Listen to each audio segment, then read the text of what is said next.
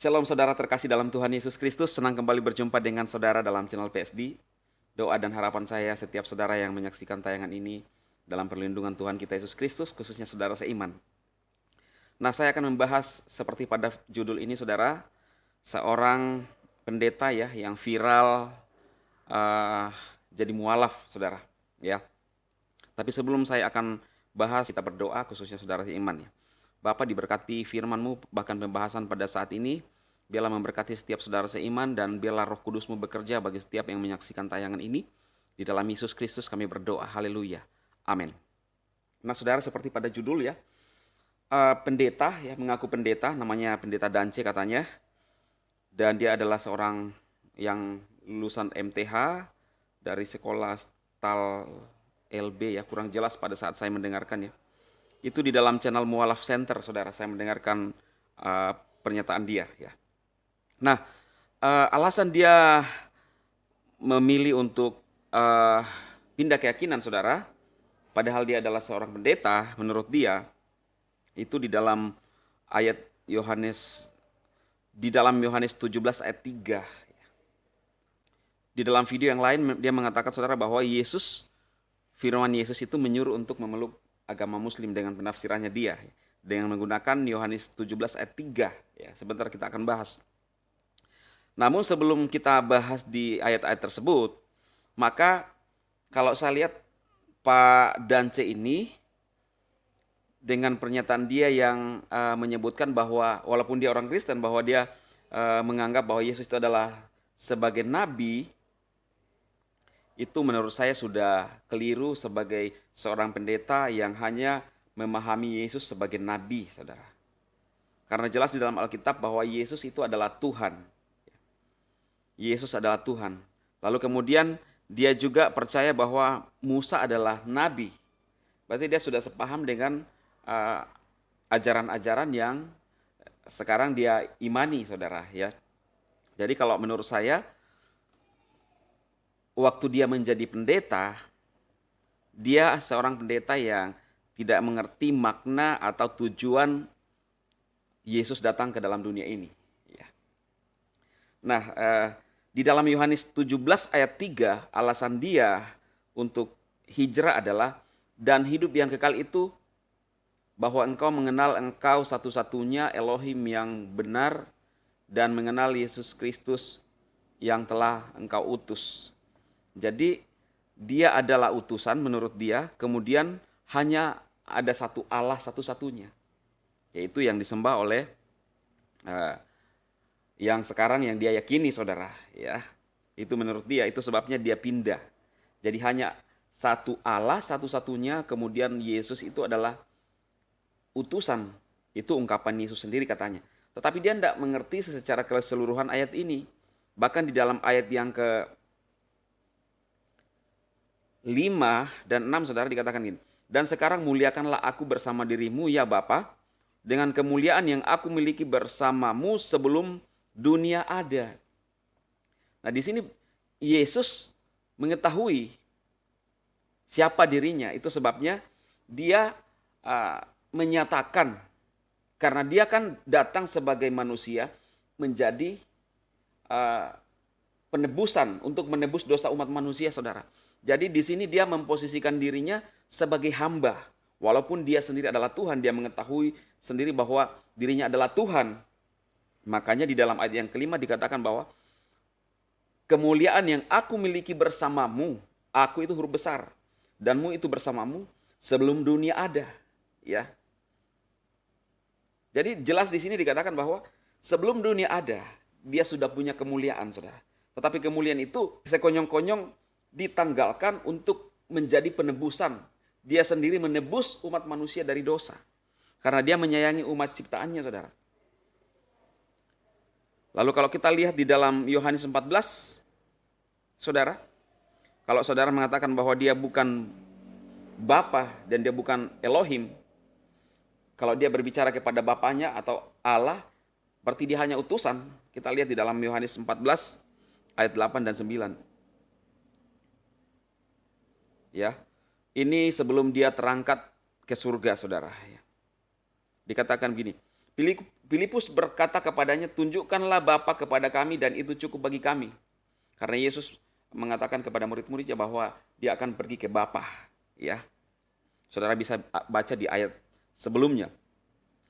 Lalu di dalam ayat yang ke-9 dikatakan, Yesus berkata kepadanya, telah sekian lama aku bersama kamu dan engkau belum mengenal aku Filipus? Siapa yang melihat aku, ia telah melihat Bapa.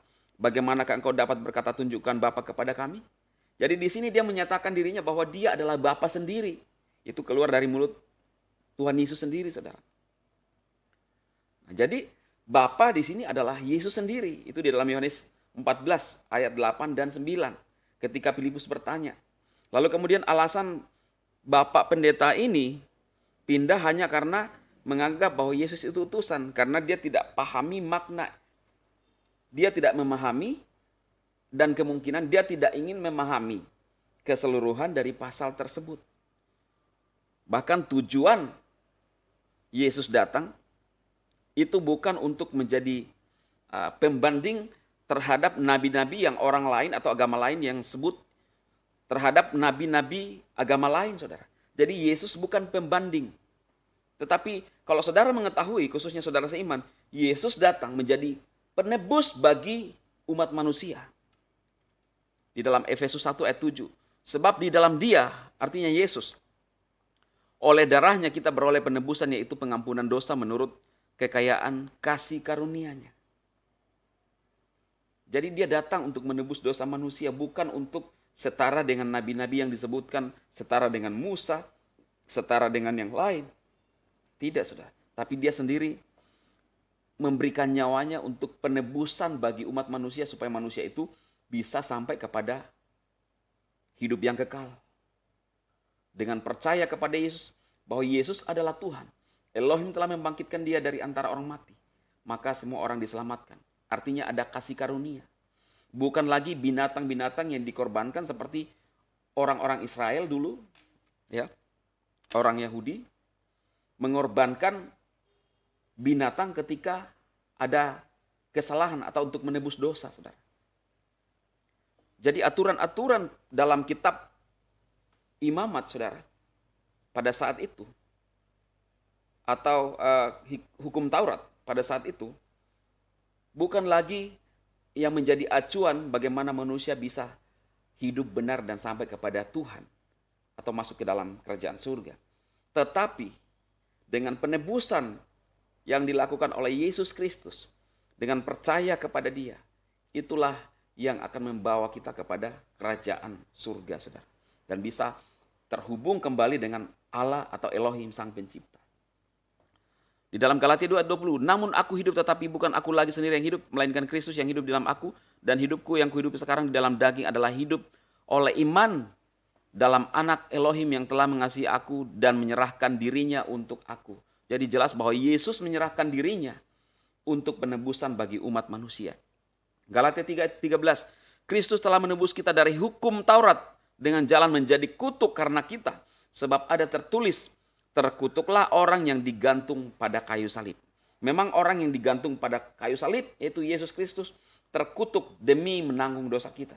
Tetapi kita harus percaya bahwa semua itu dilakukan untuk menebus dosa saudara dan saya. Ya. Di dalam Ibrani 9 ayat 15, karena itu ia adalah pengantara dari suatu perjanjian yang baru, supaya mereka yang telah dipanggil dapat menerima bagian kekal yang dijanjikan, sebab ia telah mati untuk menebus pelanggaran-pelanggaran yang telah dilakukan selama perjanjian yang pertama. Ya. Jadi Yesus datang sebagai pengantara perjanjian baru, saudara. Karena perjanjian yang pertama gagal. Di dalam Yesaya 44 ayat 22, aku telah menghapus segala dosa pemberontakanmu seperti kabut diterbangkan angin, dan segala dosamu seperti awan yang tertiup. Kembalilah kepadaku sebab aku telah menebus engkau. Ini nubuatan kitab Yesaya. Jadi kalau siapapun yang tidak memahami Yesus mati untuk menebus dosa manusia, maka mereka bisa tidak percaya kepada Yesus, saudara. Karena mereka hanya memahami Yesus sebagai nabi, utusan yang disebutkan dalam Yohanes. Tetapi kalau saudara lebih jauh mengerti makna, tujuan kedatangan Tuhan Yesus adalah untuk menebus dosa manusia. Karena manusia tidak bisa sampai kepada Allah Elohim kalau tidak ada penebusan. Sebab manusia telah kehilangan kemuliaan Elohim.